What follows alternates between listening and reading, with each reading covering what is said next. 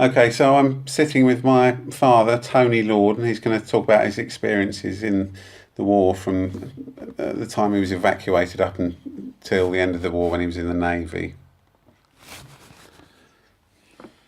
My war started in August 1939, and a year before my mother had received a letter from the government, along with all the other mothers and parents in London, did they wish their child to be evacuated. And rather to my disappointment, my mother snatched up the pen and consented that I should go away, because I was a sort of awkward 14-year-old hanging round the house, and it curtailed my mother's love life a bit to have me there. So anyway, at the end of August, I packed my suitcase, toothbrush and pyjamas and so on, and went down to the school on Monday afternoon and played Ludo and all sorts of games until home time. Went home and my mother said, "Oh, you're back." And that went on for a week until Friday came, and news came that Hitler's army had invaded Poland, which meant that war was imminent.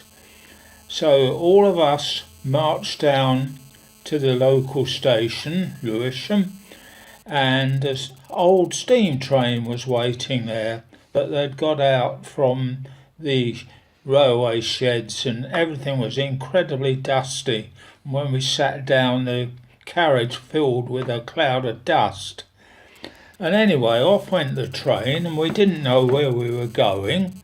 400 boys from the grammar school, and we passed through Hither Green, Sevenoaks, Tunbridge, on to Tunbridge Wells, and the more knowledgeable boys said, "Oh, we're going to Hastings, there'll be cricket on the beach," and so on and so forth. But then the train stopped at a station called Tunbridge Wells West, where a lot of buses were waiting, which ferried us up into the town and deposited us in various church halls and local schools. And previously, all the people in Tunbridge Wells with spare rooms had been asked if they would take us in, the evacuees. These people were called hosts and hostesses. And I sat there for a long time because I wasn't a very prepossessing sort of boy, and the better looking boys all got taken away, and I was left there with two other boys who were my friends, and in came a tall lady called Margaret Feltham, who was a cub mistress. And the boys next to me both had scout badges in their lapels of their blazers, and I didn't. So she said, "I'll take those two," which would mean I was alone in the hall waiting for who goodness knows who. And I piped up and said, "They're my friends, can I come too?" And she very generously, I've got great gratitude for her, she said, "All right, you come as well." And I went and lived with her for 3 years in a very pleasant house, which she had a motor and a cook and a gardener. So it was a taste of the high life for me. And news came on the Sunday, of course, that we were at war. And for a couple of weeks we had no lessons and did as we liked, more or less, on the common at Tunbridge Wells and so on and so forth. Some of the boys had bikes, and eventually I got one for £7. My mother forked out for that, a Rudge Whitworth. And then the headmaster had arranged for us to have lessons in Skinner's School, a grammar school up in the centre of town, And the Skinner's boys went to school in the morning, and we went to school in the afternoon and had our lessons either there or in some big houses that the school had hired. And so time went along very pleasantly, and little did we know that the coldest winter for a century was about to descend on us. Nothing much happened in the war, except the battleship Graf Spee, a pocket battleship belonging to the German Navy, got trapped in Montevideo harbour, and eventually, after a great deal, the Germans thought there was a big fleet waiting outside to annihilate them, and so the crew were taken off, and a few sailors took the big battleship out down the river and then scuttled her and had placed explosives in her, and she sank, and there was no battle. Okay, and then we'll do another recording after.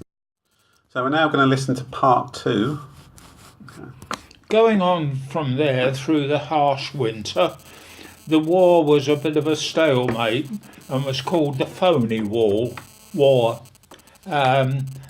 German army and the French army and the British Expeditionary Force just dug in and survived the cold and did nothing very much until May the 10th, 1940, when Hitler surprised us by sending his army through the Ardennes forest, which was supposed to be impassable for tanks and infantry, and swiftly conquered Belgium, Holland and France, trapping the Expeditionary Force, as you know, at Dunkirk, who were miraculously rescued by the fleet of boats from Dover and Broadstairs and Sheerness.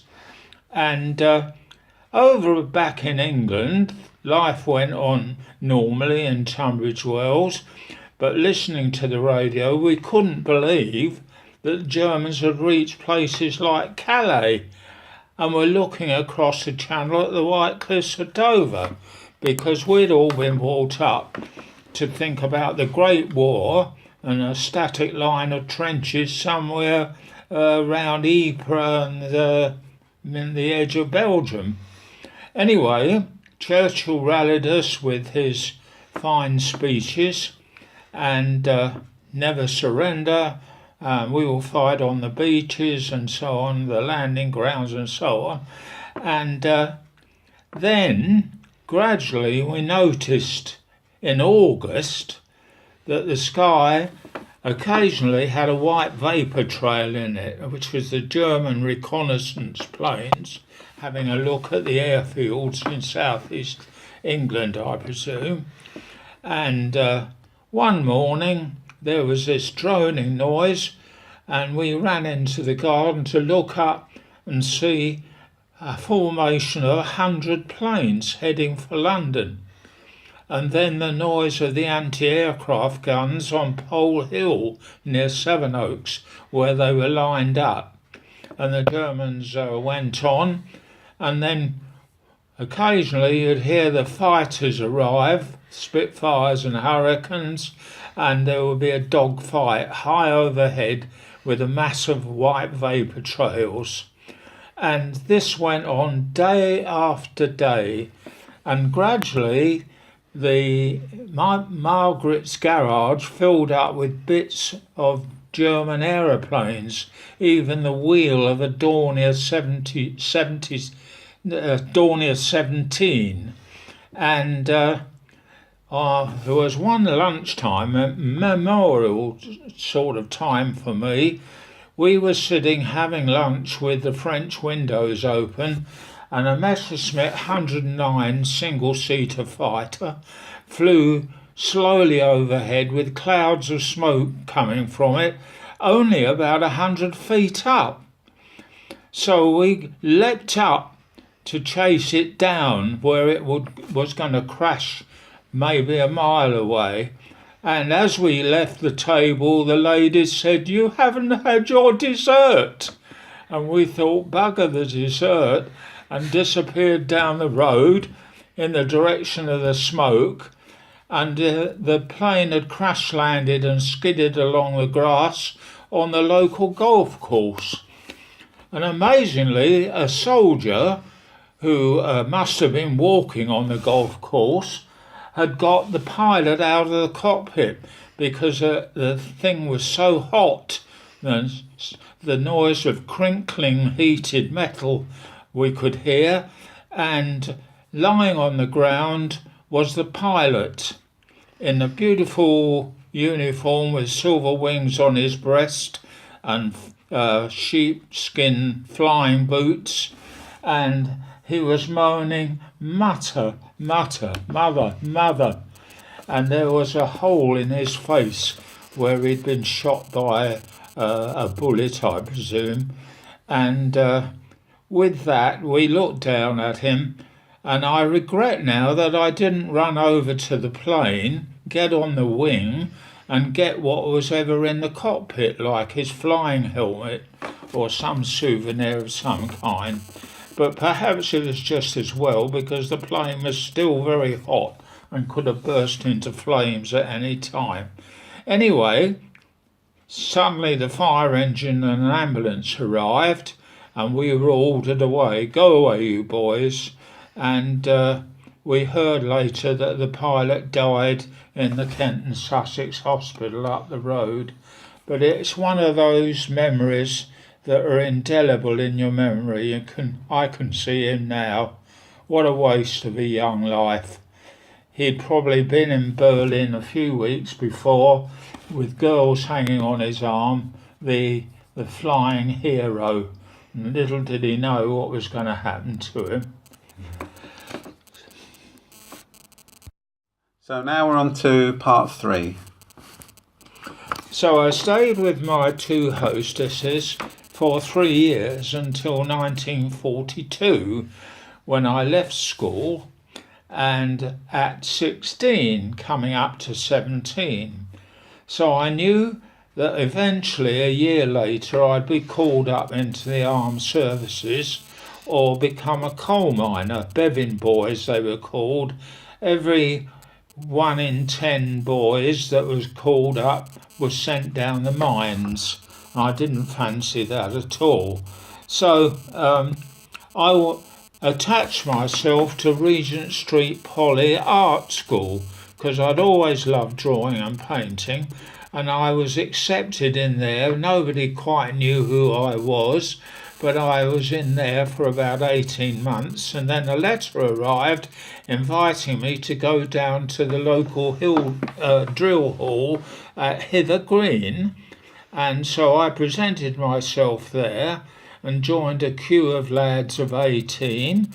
We all stripped off, and the doctor looked at us and asked us to cough, and he had a wandering lead light, and he peered at all our groins, and I said to the chap in front of me, "What's he doing?" And the boy said, "He's looking for crabs." And until that time, I'd thought crabs lived on the beach. So, anyway, they discovered that I was colourblind, red and green colourblind, and I'd had no idea before. Even in art school, I didn't know I was colourblind. So the chap said, "I'm going to put you in the Royal Navy." Great relief. But being colourblind, you have the choice of being a cook, a sick berth attendant, a steward, or a writer, which was another name for a secretary or an office worker. So I thought, well, if I become a sick bay tiffy, as they were called, I might meet a pretty nurse in the hospital, and anyway I'll have a bed to sleep in somehow, or a bunk in a ship anyway. So that was what I did, and a few months later a letter came inviting me to come to Butlin's holiday camp in Skegness, which was a dry land ship called Royal Arthur. And there I was kitted out in the Navy uniform, did a bit of lectures, and then did my training as a sick birth tiffy at a hospital near Bristol, a mental hospital, I might say. And then finished up after 6 months training, something like that, in Chatham Barracks, and waited there to be assigned to a ship. And eventually the orders came that we were to join a ship with an Italian name, Jerusalem, spelt Gerusalemme, which sounded a funny name for a warship, but it turned out it was a hospital ship. And we took the train in the night, not knowing where, and finished up in Liverpool, got on the ship, sailed away in a convoy across the Atlantic, left the convoy somewhere off the Bahamas, and went down to the Panama Canal and across the Pacific to Sydney Harbour, and waited there for orders, which turned out to be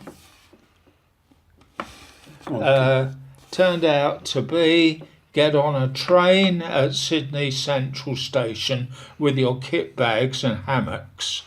So we got on this crowded train, which was almost full of Australian soldiers, and headed off across New South Wales, through Melbourne, through Adelaide, and out into the Australian desert on a long straight line, 1,000 miles long. And the steam train had a kitchen car on the front, and for our meals the train stopped and we walked through the sand and the prickly bushes of the desert and collected what was on offer, like sausages and chips or something like that, easy to cook. And out of the wilderness came groups of Aborigines, really primitives, with flies crawling over their faces, dressed in rags, and they begged us for the scraps of food that we had left over. And we were very angry with the engine driver because he got down with a gun and drove them away, which we thought was a bit odd. And one or two of the Aborigines demanded $1 from us to have their photo taken standing with us. And I was left wondering whatever you would do with $1 in the middle of a trackless desert. But there you are. Now we're on to part 4. Now the train went on to Western Australia and down to Fremantle, where we got off after 5 days in the train. And we got to the barracks at Fremantle and threw our hammocks and bags down, had something to eat, and then all of us flaked out on bunks for about 15 hours and caught up with our sleep. I've never slept so long in my life. And after a few days of pleasant sunbathing on the beach there, the message came that our ship, the Jerusalem, had arrived. And looking out towards Rottnest Island off Fremantle, we could see the white ship that awaited us. Out we went, clambered up the side with our kit with some difficulty, and settled in on the ship. There were great crosses painted on the side. The ship was white, and it was illuminated with great light crosses up by the funnel and so on. And I remember remarking to my mate Sid, "My God, what a target we are with this floating around with all these lights on and the Jap submarines lurking around." Not that there were many of them left at that time, this being 1945.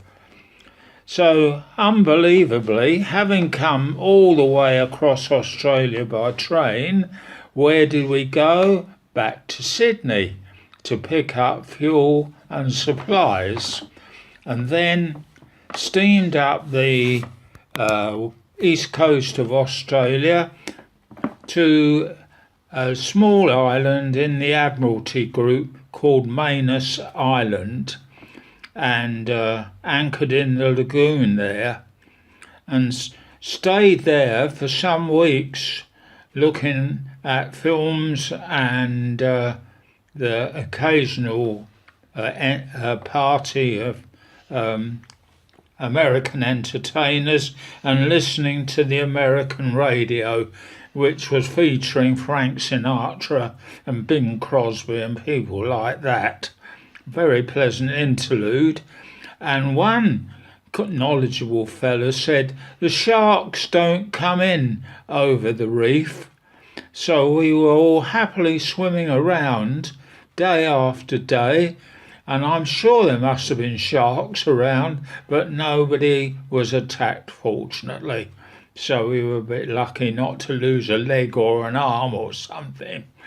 And then news came of the bomb at Hiroshima and the Japanese surrender a few days later, and a message came that we were to proceed to Hong Kong and await further orders there. And so we steamed away, and I haven't mentioned that the old ship we were on was an ex-Italian cruise liner that did cruises up and down the peaceful Adriatic Sea in peacetime, and she was only capable of doing about 8 knots, which is 9 miles an hour. So it took us ages to get anywhere. But eventually we got to Hong Kong and were led in by a minesweeper along the Sweat Channel, because there were still mines moored under the water by the Japanese. And the next thing was that we were all allowed ashore, and Hong Kong then was just a mass of small buildings, and the older married men in the party said, let's go to a brothel. So I tagged along, and a little boy led us to a place where he assured us there were very clean girls, and we went up into, they were rather like council flats in East London, and 2 poor girls of about 14 or 15 in filthy black pyjamas were offered to us, and I just went away because I was a grammar school boy and believed that you had to love somebody to have sex with them. So I wandered about Hong Kong exploring, and a week later all the fellas that had been with me attended sick bay with gonorrhea. Okay, now we've got part 5.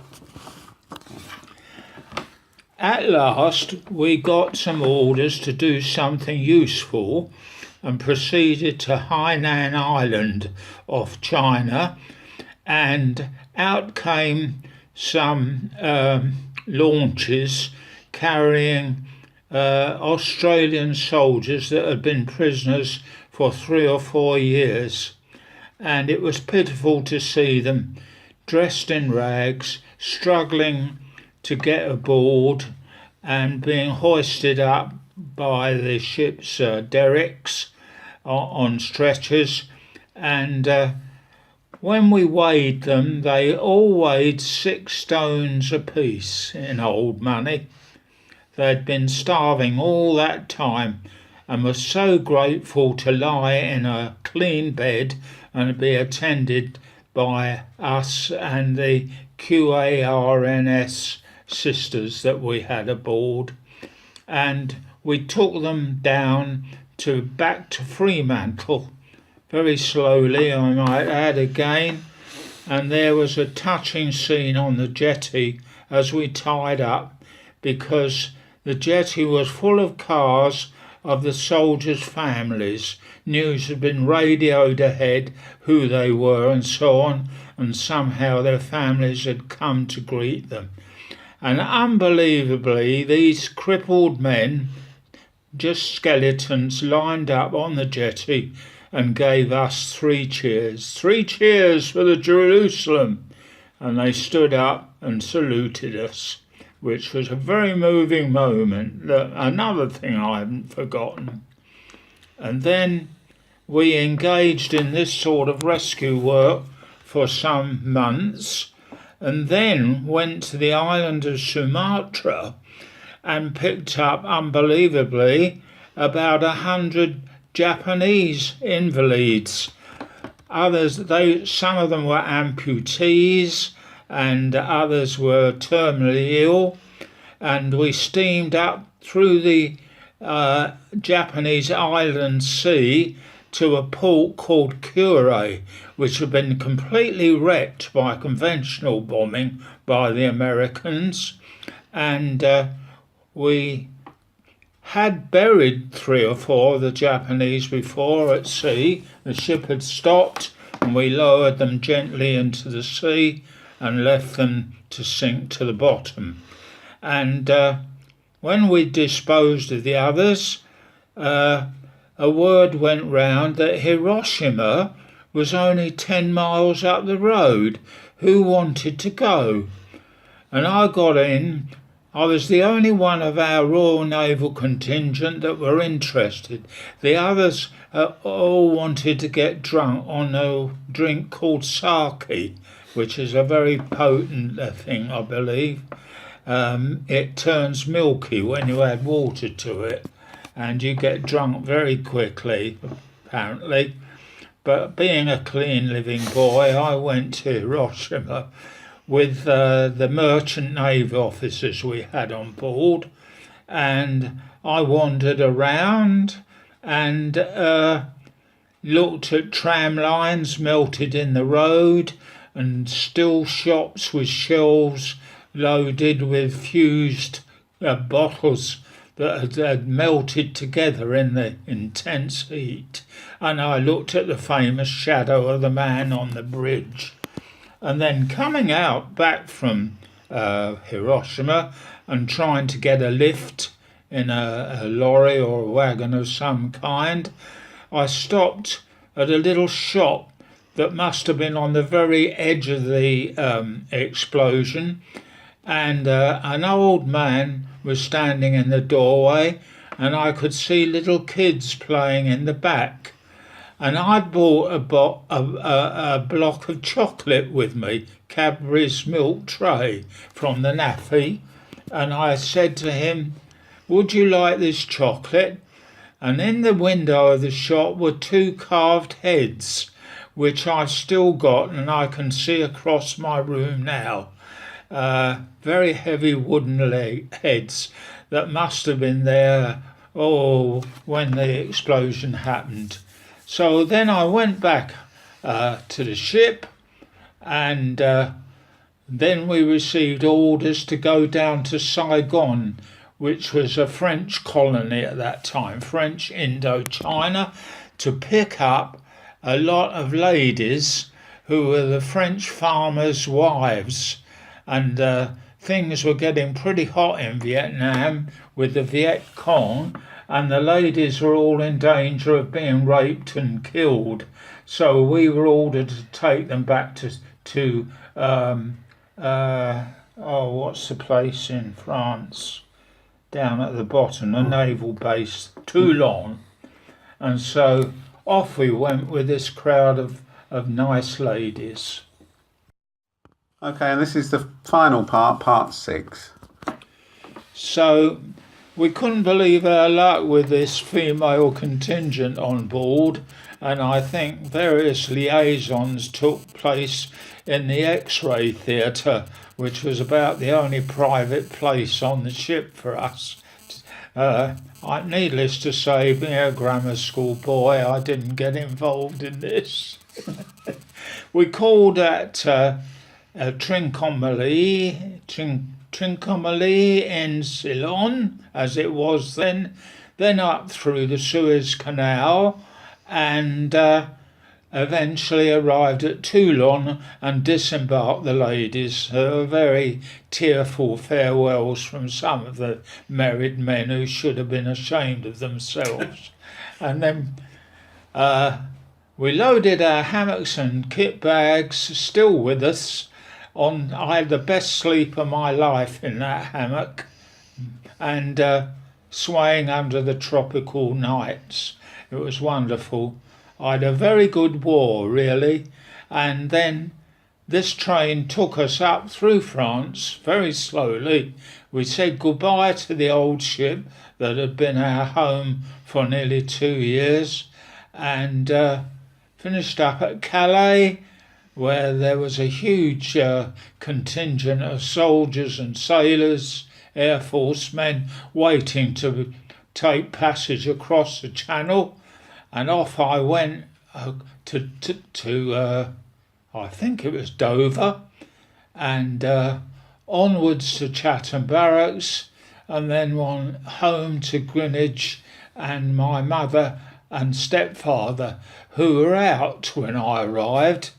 There was no hero's welcome for me, and so I had a way of getting in through the kitchen window, which I did, and I settled down on the sofa with a big black beard and waited for them to come home from wherever they'd been. And of course I switched the radio on, listening, and I was amazed to hear a weather forecast, which I hadn't heard for 5 years, because the Germans mustn't know about our weather, apparently.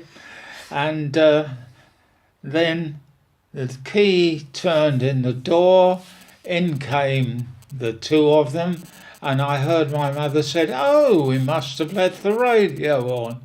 And then she came in the door and saw me and had a bit of a shock, I should think, because there's this strange bearded man reclining on her sofa. And then the penny dropped and she said, "Oh, you're back." And in all that time, I hadn't written a letter to her or received a letter. Really strange, close-knit family, don't you think? And so I finished a few weeks up in Gillingham Naval Hospital and was discharged with a demob suit and £30 gratuity, and that was the end of my war service. And a very good time I had too. Bye-bye.